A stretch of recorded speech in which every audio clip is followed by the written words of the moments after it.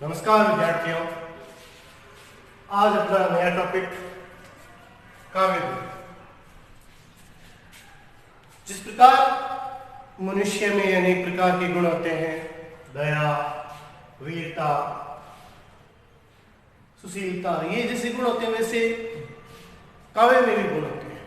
तो आज हम इन गुणों के बारे में बात करते हैं। गुण क्या होते हैं? रस का उत्कर्ष करने वाली बातों को गुण कहा जाता है।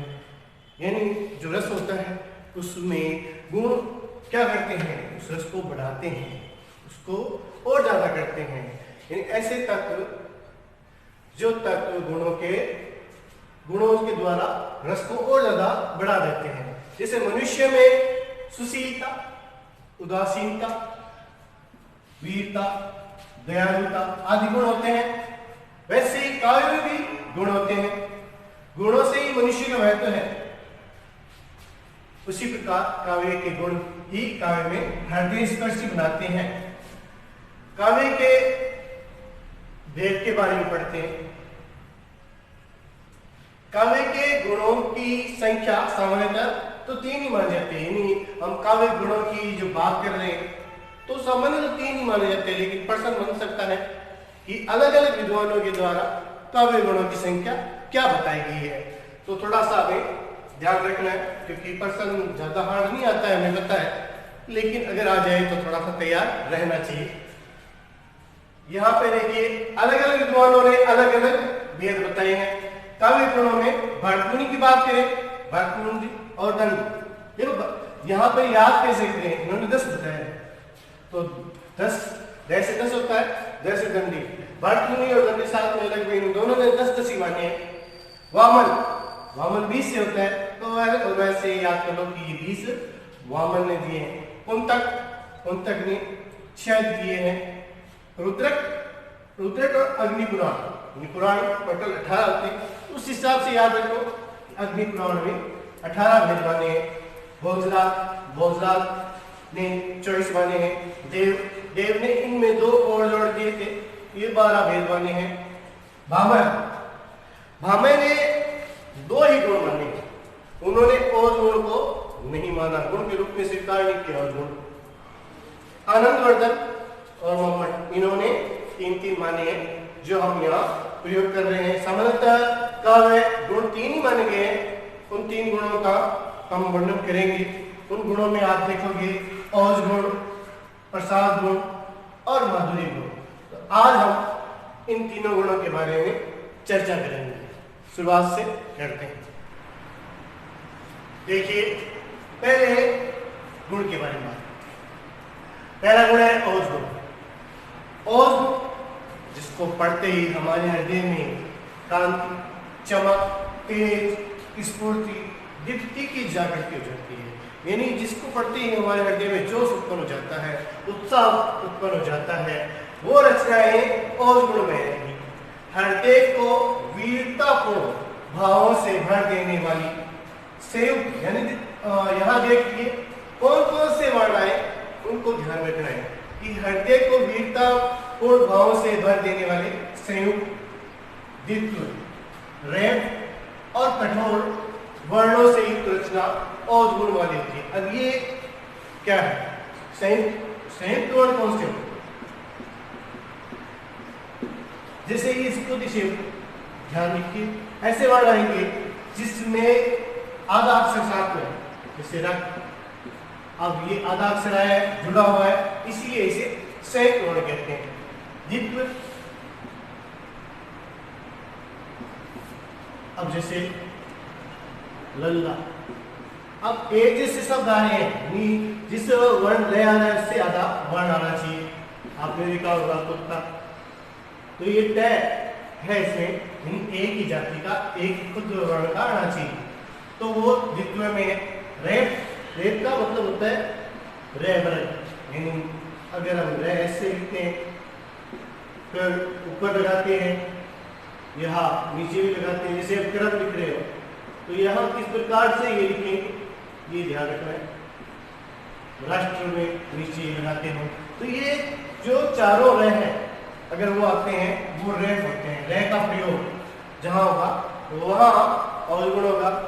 इसके अलावा यहाँ पर उष्म है, उष्म वर्ण कहते हैं ये श श श है, ये वर्ण उष्म वर्ण कहलाते हैं।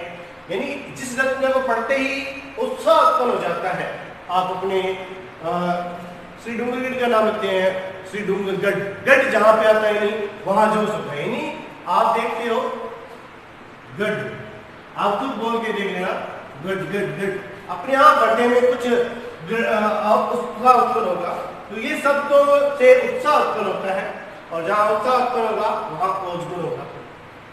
इसमें लंबे लंबे समासों का प्रयोग होता है, समासों का प्रयोग होना इसमें जायज है। फिर देखिए यहाँ पर उदाहरणों के द्वारा थोड़ा हम समझते हैं। आप देशभक्ति जो भी गीत लोगे वो सब के सब ओज गुण में आएंगे। मैं सत्य कहता हूँ सके सुकुमार मत जानो मुझे, यमराज से भी युद्ध में प्रस्तुत सदा जानो मुझे, हे साथ है द्रोण क्या आए स्वयं देवेंद्र भी, वे भी न जीत सके जीतेंगे समर में आज क्या मुझसे करें। आपको पता है कि जब महाभारत का युद्ध चल रहा है और अभिमन्यु है वो चक्रव्यूह में जाता है, उससे पहले सारथी उसे कहता है कि भाई तू छोटा है और ये इतने सारे तुझे मार डालेंगे, लेकिन वो क्या कहता है, उसमें वीरता की कमी नहीं है, उत्साह की कमी नहीं है। क्या कहता है, मैं सत्य कहता हूँ सके सुकुमार मत जानो मुझे, यानी वो कह रहा था ना कि छोटे से बालक सुकुमार यानी छोटा सा बच्चा मुझे मत जानो, यमराज से भी युद्ध में प्रस्तुत सदा जानो मुझे, मैं तो यमराज से लड़ रहा हूँ। ये साठ है द्रोण क्या है, द्रोणाचार्य होंगे, द्रोणाचार्य क्या आवे स्वयं देवेंद्र, देवेंद्र कहते हैं इंद्र को, क्योंकि देवेंद्र है देवता, हम भी आ जाए इंद्र भी आ जाए तो भी मैं उनसे युद्ध करने के लिए तैयार हूँ, वे भी न जीतेंगे समर, अर्थात देवेंद्र भी आ जाए इंद्र भी आ जाए तो भी मेरे से युद्ध में जीत नहीं सकते हैं, आज क्या मुझसे कर। ऐसी वीरतापूर्ण उत्साहपूर्ण बातें सुनकर हमारे हृदय में उत्साह जोश उत्पन्न होता है, वही ओज गुण है। यहाँ देखिए इला न देनी आपनी हालरियो हुलराज ऊत सिखाए पालने मरण बढ़ाए मां। अब देखिए हमारी जो धरती है इस राजस्थान भूमि में ऐसी वीरतापूर्ण बातें चलती रहती है। हमारी जो माताएं हैं राजपूतों में क्या था कि बचपन में ही जब वो पालने में जुड़ाते थे तभी उनको ये शिक्षा देनी थी। इला न देनी आपनी, इला कहते हैं धरती माता को, अपनी धरती किसी को नहीं देनी है। ये कब कह रही हालरी हो रहा है, जब वो उसको पालने में झुलाते हुए कह रही है खुद सिखावे पालने, यानी ये बात उसको इसी समय कह रही है जब छोटा है, पालना झुला रही है, मरण बढ़ाए यानी आप उस युद्ध भूमि में मरकर प्राण देकर युद्ध भूमि में अपना मान बढ़ाना है। तो यहाँ पर ऐसी बातें माँ के द्वारा सिखाई जा रही है जिससे जोश उत्साह उत्पन्न होता है, वहां पर आपको ओज गुण मिलेगा। ठीक है, अब हम दूसरे गुण प्रसाद गुण के बारे में पढ़ते हैं। इसका अर्थ होता है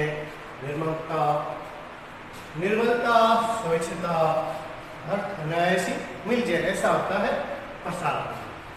जिस प्रकार स्वच्छ जल में रखी हुई वस्तु जो कि क्यों दिखाई देती है, उसी प्रकार कविता में समाया हुआ अर्थ हमें आसानी से प्राप्त हो जाएगा, वहां प्रसाद गुण। जिस प्रकार आप देखा होगा स्वच्छ जल में कोई भी चीज डाल दी है वो आपको इसी तरह से दिखाई देती है, वैसा ही है इसमें। आप जैसे पढ़ते जाएंगे वैसे आपको इसका अर्थ अपने आप आ जाएगा। जिस प्रकार सूखी लकड़ी में अग्नि प्रज्वलित होती है, सूखी लकड़ी हो, सूखी घास हो, उसमें जल्दी से आग पड़ लेती है, उसी प्रकार कविता में समाया हुआ अर्थ तुरंत स्पष्ट हो जाता है। इस प्रकार से हम जैसे जैसे कविता पढ़ेंगे वैसे वैसे इसका अर्थ तुरंत ही स्पष्ट हो जाएगा। इसमें नैत बाधा होती है, किसी प्रकार की रुकावट नहीं, कोई अर्थ ऐसा नहीं होगा इसमें समझ में नहीं है। न इसमें कठिन वर्ण होगी। कठिन वर्ण क्या होता है, ये ध्यान रखना, ये जो टय वर्ग होता है वो इसमें आता है। ये जो टय वर्ग है वो इस कठिन वर्ण में आता है, यानी इनको बोलने में थोड़ी सी कठिनाई होती है, और कठिन वर्ण का अर्थ इतना ही है और कुछ नहीं। ये वर्ण कहाँ आएंगे? ये वर्ण आएंगे ओज गुण, तो ये ध्यान रखना इसमें नहीं आएंगे। नए द्वितीय वर्ण भी बताए थे आपको, जो एक जैसे हो लल्ला, ये जो वर्ण होते हैं साथ में उन्हें द्वितीय वर्ण कहते हैं। नए इसमें रेफ वर्ण आएंगे। रेफ वर्ण रे का जो रूप होता है वो मैंने आपको बताया था, ये ऊपर लगे वो भी रहे हैं, इधर लगे वो भी रहे, और यहाँ ये सब रे के रूप में, रे के रूप को रेफ वर्ण कहते हैं। सेट वर्ण भी इसमें ज्यादा नहीं मिलते हैं, बहुत ही कम मात्रा में मिलते हैं, और इसका सीधा सामान्य अर्थ निकलता है, सीधा सरल अर्थ निकलता है। उदाहरणों के द्वारा हम अच्छी तरह समझते हैं। विनती सुन लो हे भगवान, हम सब बालक हैं नादान। जैसे जैसे आप पढ़ रहे हैं तुरंत अर्थ समझ में आ रहा है।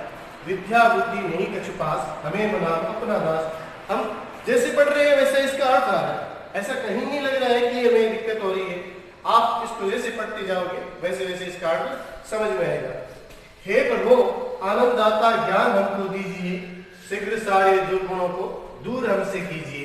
जैसे कविता पढ़ते हो वैसे इसका अर्थ समझ में आता है।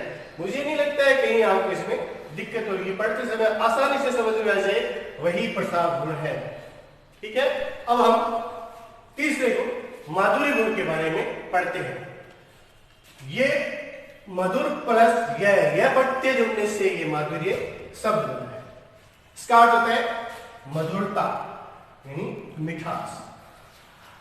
अंत्यकरण जो चित्त होता है वो आनंद उल्लास से द्रवित करने वाली कोमल मधुर वर्णों से युक्त रचना माधुर्य गुण संपन्न कहलाती है। ऐसी रचना जिससे हमारा हृदय आनंद से भर जाता है, उल्लास से भर जाता है, उमंग से भर जाता है, वो रचनाएं क्या होती है? वो रचनाएं माधुर्य गुण संपन्न होती है। फिर देखिए, माधुर्य काव्य का वह गुण है जो चित्त को पिघलाकर उसे आह्लादित का अर्थ होता है आनंदित करता है, यानी ये हमारे हृदय को आह्लादित कर देता है। ऐसी रचनाएं हमारे हृदय को पिघला देता है और उसमें आनंद की अनुभूति करा देता है। फिर देखिए, माधुर्य युक्त रचना पढ़ने से मन में आनंद की अनुभूति होती है, यानी ऐसी रचना जिसको पढ़ने से हमें आनंद आता है, मजा आता है, वो रचना यहाँ पर माधुर्य गुण संपन्न होगी। उदाहरणों के द्वारा अच्छी तरह समझते हैं।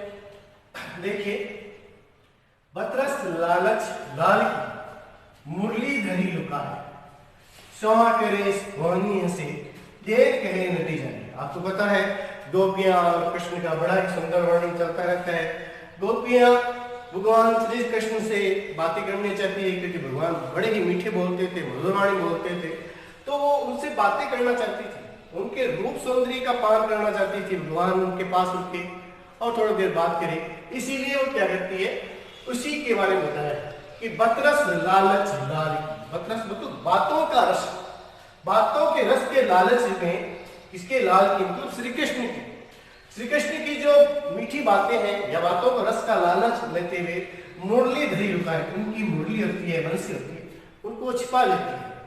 सोहा करे मोहनी से देन कहीं न एक दूसरे से इशारे कर रही है गोपी आपस में, और भगवान श्री कृष्ण बार बार मांगते हैं मुरली, लेकिन नट जाती है, मना कर देती है कि हमारे पास तो मुरली नहीं है। ये इसलिए होता है कि वो उनसे बातें करना चाहती हैं, इसीलिए वो आपस में उनसे ये शरारत कर रही है, हरकत कर रही है। यहाँ हमें उनकी जो बाल लीला है उससे हमें आनंदित होते हैं। फिर उदाहरण देखिए दूसरा, कहत नटत रीजत खिजत मिलत खिलत लजिया, भरे भोन में करत है नैनन ही शोभा। बड़ी सुंदर पंक्ति कही गई है। यहाँ बताया गया है कि राधा और कृष्ण है वो भरी सभा में बैठे और उस सभा में भगवान और राधा का क्या प्रेम प्रसंग होता है उसी समझाया गया है। भगवान यहाँ कहते हैं, बात करने के लिए कहते हैं, तो राधा क्या ले जाती है, लट जाती है। भगवान इस कला पर रीझते हैं, यानी प्रसन्न होते हैं, इस पर राधा खींचती है, फिर उन दोनों में मिलन होता है, आंखों से मिलते हैं और फिर वो एक दूसरे को देखकर मिलते हैं, खिलते हैं। फिर क्या होती है, राधा लजाती है, शर्माती है। इस प्रकार से भरे भवन में करत है, भरे हुए जो भवन है लोगों से भरा हुआ जो भवन है उसमें नैन बात, हाथों से बातें कर रही है, मुंह से बात नहीं कर रही है। यहाँ पर सिर्फ नैनों से ही बात कर रहे हैं। यहाँ नैनों के द्वारा ही कहा गया है, नैनों के द्वारा ही नटा गया है और इसी प्रकार नैनों से वो रीझ रहे हैं, इस प्रकार से इशारे कर रहे हैं जिसे उस पर रीझ गए हैं। और राधा नैनों के द्वारा बताती है, खींचती है, क्रोधित होती है और अंत में मिलन होता है और प्रेम होता है। तो यहाँ यही बात बताई गई है राधा और श्री कृष्ण के प्रेम को। ऐसी प्रेम भरी बातें, श्रृंगार से परिपूर्ण कोई रचना होगी तो माधुर्य गुण में होगी। आज हमने गुण है वो टॉपिक पूरा किया है और गुण को अच्छी तरह समझा है। आपको पता है गुण का एक क्वेश्चन पक्का आना है, अच्छी तरह समझना है गुण किसे कहते हैं या इसके कितने प्रकार हैं, किस विद्वान ने कितने बताए हैं, या अलग अलग गुण किसी भी गुण का वर्णन आ सकता है या तो पंक्ति देखकर आपसे पूछ सकते हैं कि इसमें कौन सा गुण है। तो आज हमारा टॉपिक पूरा हुआ। धन्यवाद।